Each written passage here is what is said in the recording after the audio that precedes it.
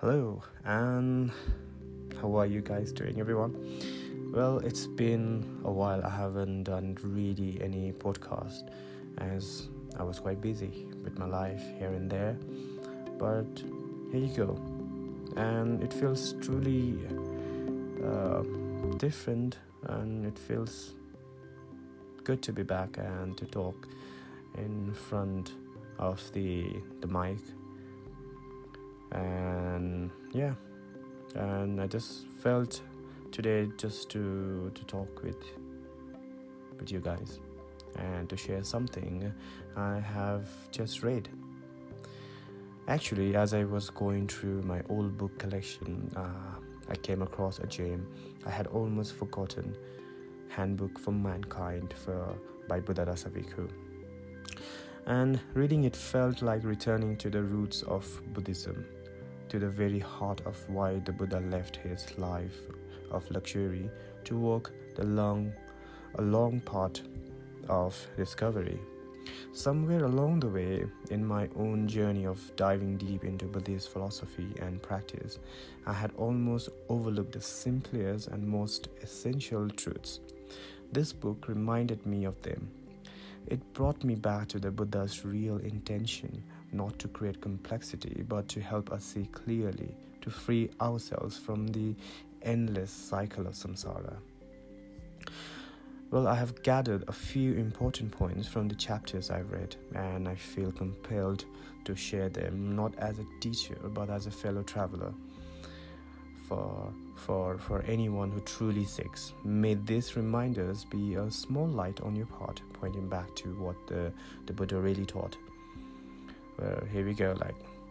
Have you ever wondered why religion even exists? Why do humans believe in something greater? One point on which all authors are in agreement: religion arose in the world out of fear. Later, as our knowledge and understanding developed, fear of the forces of nature was refined into the fear of phenomena that were more difficult to apprehend. Eventually, that fear was refined even further into the fear of suffering, which we call dukkha in both Pali and Sanskrit. We came to fear the suffering inherent in the inevitability of the birth, growth, falling ill, and dying. We learned to fear the suffering that results from the mental defilements, which we call kilesa in Buddhism. The Buddha discovered how to conquer that which humanity fears, a practical method of eliminating suffering. To attain liberation, we first must examine things closely in order to know and understand their true nature. Then we have to behave in a way appropriate to that true natures. This is the Buddha's teaching. And the USP of Buddhism is which we simply call in the marketing term, which we call the unique selling point. So the USP of Buddhism is, if someone tells us something claiming that is true, we should not believe him without question. We should listen to his statement and examine it. Then, if we find it reasonable, we may accept it provisionally and set about trying to verify it ourselves. Buddhism has evolved in a quite different manner to what it was intended by the Buddha himself. Buddhadasa termed this as a tumor of Buddhism, which has been spreading since the day Buddha died, with many rituals, many beliefs, the way of ordination and offering food, the statue of Buddhas in representation of Pindapada, to name few, and many newcomers in Buddhism are attracted because of some great philosophers defined Buddhism to be the religion of morality. And Tipitaka is full of moral teachings: merit and demerit, good and evil, honesty, gratitude, harmony, open-heartedness, and much more. And they get attracted. Rather, the real teaching is to understand the deep hidden really lying below the surface and invisible to the ordinary person. To see this truth is to know intellectually the emptiness of all things, the unsatisfactoriness and lack of self in all things, to know intellectually the nature of suffering, the complete elimination of suffering, and the way to attain the complete elimination of suffering. This is Buddhism as truth. Well, there are many ways to see Buddhism. One as a psychology, Abhidharma, wherein the nature of mind is described in remarkable detail. Two, as a philosophy, where knowledge can be said to that which is clearly seen by the means of reasoned, logical proofs, or cannot be demonstrated experimentally. Three, as a culture. Four, as a religion, a direct and practical method for gaining knowledge of the true nature of things, knowledge which makes it possible to give up every form of grasping and clinging and to become completely independent of all things. 5. As the art of living. It is skill and competence in being human, living in a way that is so exemplary and praiseworthy that it impresses others and automatically stimulates emulations. Rather, what one must focus as true Buddhists is to cultivate what are known as the three lustres: morality, concentration, and wisdom, and in Pali we call Sil, Samadhi, and Panya.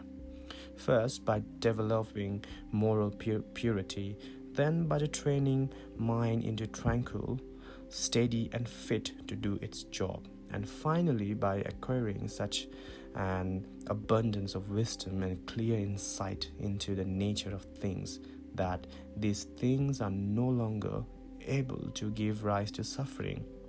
When anyone's life has these three lustres, Sil, Samadhi, Panya, he can be said to have mastered the art of living. Real Buddhism is not in books, nor manuals, nor word for word repetition of the Tipitaka. Neither is in the rites and rituals. Real Buddhism is the practice, by way of body, speech, and mind, that destroys the defilements in part or completely, which we call nirvana. And this is what I truly love about going back to the old book and reread and to understand which we take it so lightly. Like I was reading a book about Buddhism. I have read so many books about Buddhism, and I have completely forgotten that Buddhism in a simple manner, which Buddhadasa Bhikkhu has explained. And I hope you have got something with this podcast, listening to it, and hopefully I haven't spoke in a fast manner and more clear and articulate to understand for every listener. But to me, these chapters were really something that I had completely forgotten. Well, I have read few other chapters, and I have made few notes which I will be sharing on my next podcast, which will be the continuation of this very podcast. We'll be deep diving into more teachings about of the Buddha, like Four Noble Truths and 8 Four Noble Path. After all these years of being a monk and spending life as a lay person, staying together with the Buddhist monks, and reading all sorts of Buddhist teachings, very highly monks and lamas and all. This particular teachings felt so refreshing, and it just feels so calm to read. and go through. So I just felt like sharing with you guys all this teaching in very simple Buddhism. So thank you so much for listening, and I'm really sorry for the noise in the background. And if you like it, you can just share with your friends and family, to everyone, and do subscribe to my channel. And thank you. See you on my next podcast.